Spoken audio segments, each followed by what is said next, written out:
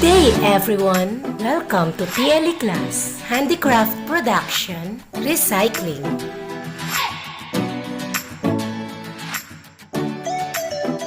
Garbage disposal is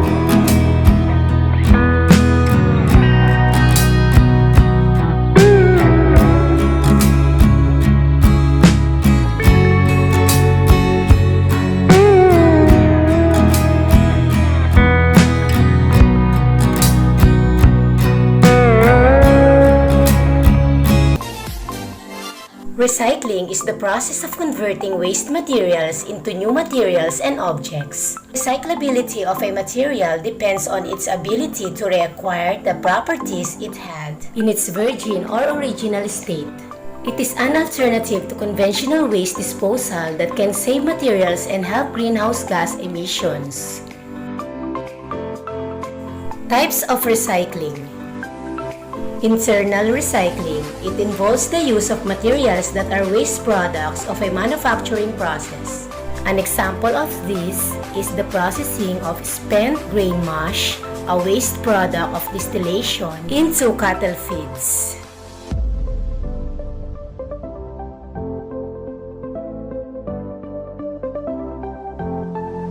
External recycling. It is the reclaiming of materials from a product that has been worn out due to constant use. A good example of this type is the conversion of old newspapers and magazines into other paper products.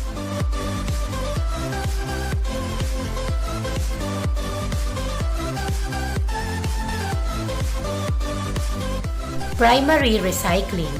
It is where a recyclable material or product can be recovered or reused without altering its current state. A lot of primary recyclables will be repurposed for the same use as it was created for. Primary recyclables should not be changed in any way. You may think of these types of recyclables as second-hand use. They may be utilized by you, donated, or sold. Examples of primary recycling.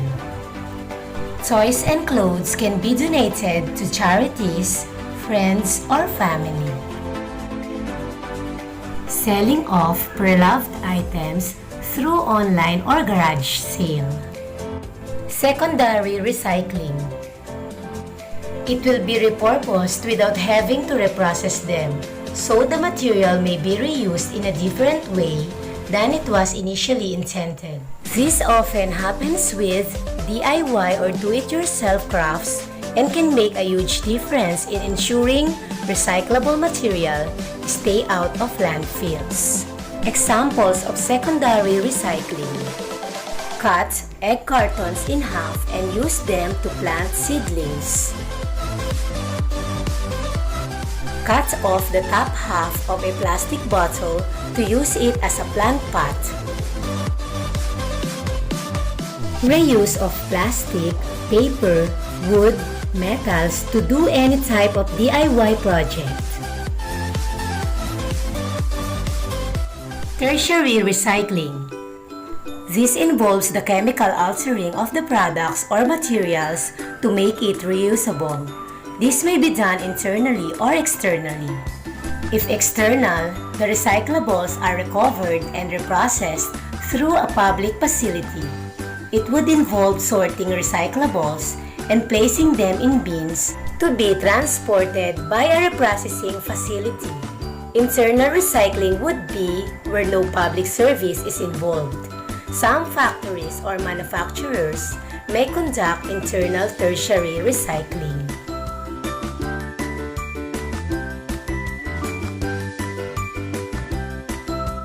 Advantages of recycling. Number 1. Decrease pollution and ease garbage pollution. Number 2. Conserve resources.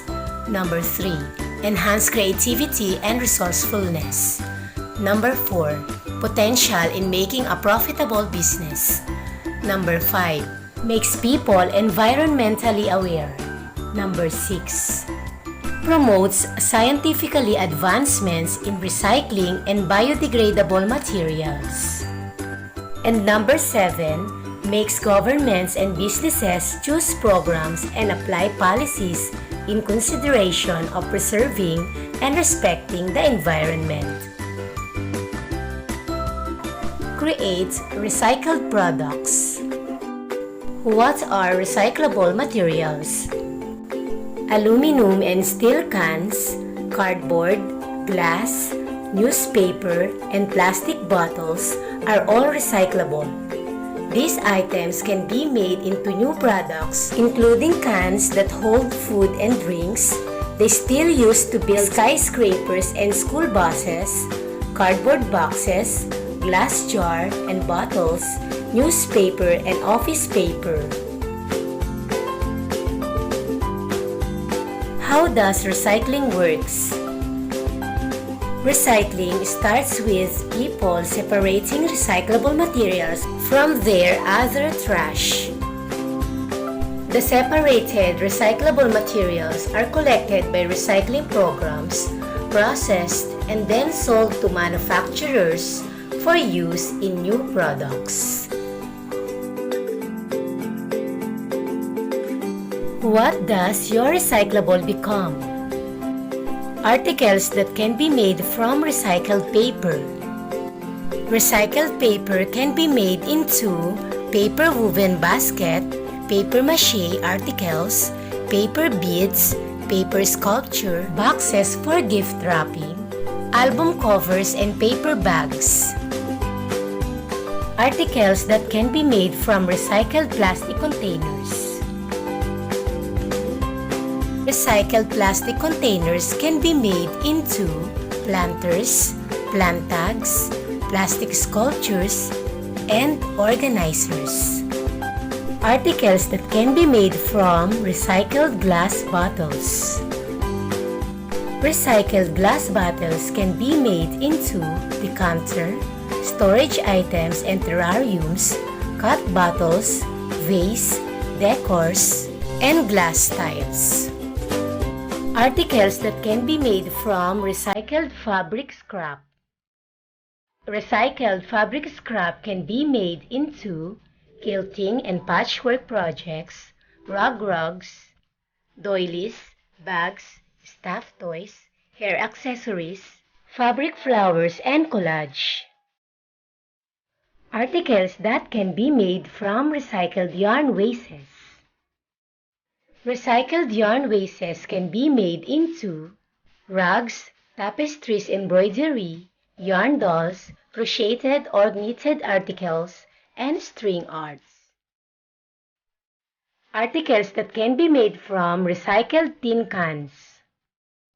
Recycled tin cans can be made into canisters, storage bins, planters, baking tins, candle holders, kerosene lamps, metal arts, and water catchers. The 3 R's of waste management are reduce, reuse, and recycling. What are the different ways to reuse, reduce, and recycle? One way to reduce is to reuse. Instead of using plastic bags, bring reusable bags and Tupperware when going shopping or packing food or leftovers. Shop responsibly. When going out, purchase items that are easy to recycle. Avoid items that are individually wrapped or in single servings. Buying in bulk helps to reduce waste. Composting is your friend. Create a compost bin and throw food scraps and variously yard waste into your compost bin. You can use leaves and yard trimmings to supplement the compost. Start recycling. And go paperless.